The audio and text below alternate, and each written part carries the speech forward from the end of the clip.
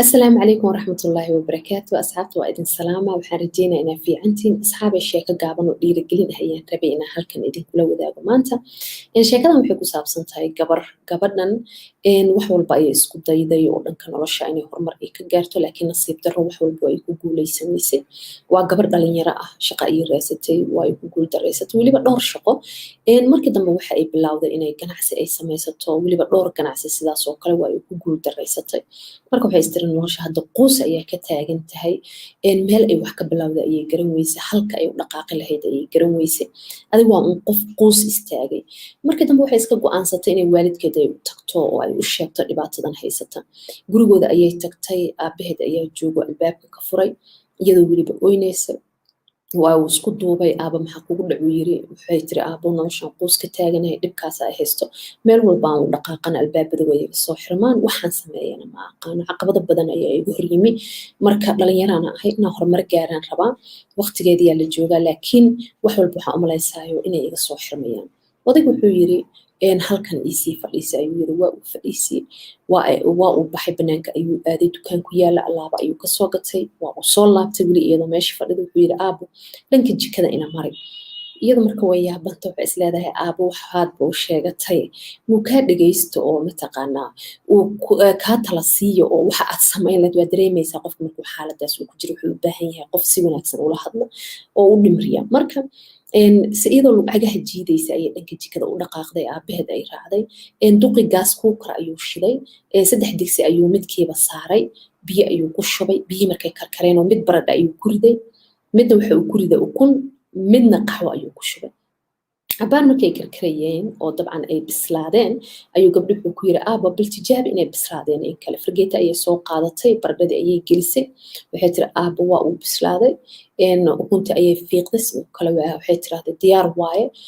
qaxwada ayay dhadhamisay waxay tiri iyadana diyaar waaye odaygu wuxuu yiri marka aabo bal si dhow inaad u fiiriso maxaa kaaga baxay saddexdan shay oo aan dabka saaray oo saddexdoodiba ay bislaadeen waxay tiri aaba dee wax iga baxay ma jirto waa un wax aad karisay laakiin wax intaas ka fog aragtidayda ma arko markaas wuxuu yiri aabo si fiican u fiiri mayay tiri wuxuu yiri aabo baradhada marka aan keenayo yiri waa ay adkeedu yiri biyaha markaan ku shubay waa ay jilicdu yiri oo way bislaatay ukunta marka aan keenayay aaday waxay u ahayd yiri hadda dhulku ku dhacday way jabi kartay yiri laakiin hadda biyihii waxay u bedeleen yiri inay adkaato oo yani adeeg noqoto waxa ku soo hartay qaxwadii ayuu yiri qaxwadii wuxuu yiri mad bedelmin laakiin iyadii biyaha bedeshay yiri sababtii hadii ay noqon lahayd dhanka carafta hadii ay noqon lahayd dhanka aragga hadii ay noqon lahayd dhanka dhadhanka intiba waa ay bedeshay yiri marka qaxwada ma ogiye labadan kale biyaha ayaa bedelay laakiin qaxwada lama bedelin ayuu yiri adiga keebaad tahay ayuu yiri markaas waxay tiri aaba ma fahansanayay tiri waxa aad ka wado waxa uu yiri odayga marka waxa aan ka wado waxa ay tahay baradhada maadaama biyaha ay bedeleen ukuntina biyihii ay bedeleen qaxwada lama bedelin marka waxaa loo baahan yahay uu yiri xikmadan ka wada marka ma wuxuu la jeedo wuxuu yiri waxaa loo baahan yahay caqabad walbo aaba ka hor yimaado adiga yeysan ku bedelin adiga bedel wuxuu la jeedaa ha soo cararin caqabad markaa aragto oo arag fursad aad ku tallaabsanayso uguna tallaabsanayso horumarkaada ayuu yiri gabadhii waxay tiri aaba waa yaabanahay laakiin waxa maxaa ku keentay aaba wuxuu yiri hadda nolosha dhan wada caqabada ah marka haddii la yiraahdo caqabad walba oo ka hor imaado ka carar waxaa dhacaysa u dhahay hadda qof horumar gaari lahaa ma jirto qof wax hiigsan lahaana ma jirto marka adi caqabadaha ka hor imaaday waxaa istiri mataqaana bis waa ku dhamaatay mid kale isku dayday sidoo kale mid kale isku dayday laakiin wuxuu yiri meeqa dad ayaa kufay oo kacay haddana kufay oo kacay haddana meeshii ay hiigsanayeen maanta joogo marka aaba su-aashan ku weydiinaya waxa ay tahay buu yiri adiga ma baradhada ayaa tahay ma ukunta ayaa tahay mise qaxwihii ayaa tahay oo la bedeli waaye miyaa tahay ama anaga kulligeenba meel ayaan u jeednaa yani wax uun baan hiigsanaynaa waxay noqotaba waa la kala yaryahay hiigsiga waxaa dhici karta qof inuu wax mataqaanaa iska rabo ansaas weyne qof waxaa dhici karta inuu waxaas wax ka weyn uu rabo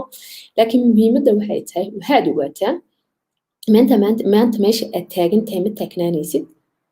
beri meesha aad taagan tahayna ma taagnaanaysid waxaa la rabaa inaad kasii gudubtid marka waxaa la rabaa caqabad walba oo ka hor imaado inaad u aragto fursad fursadaasna waxa ay tahay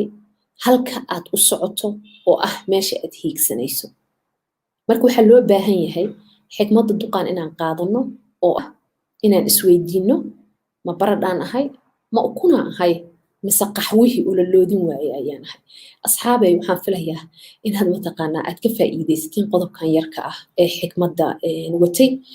waxaana idin rajaynayaa khayr badan asalaamu calaykum waraxmatullaahi wabarakaatu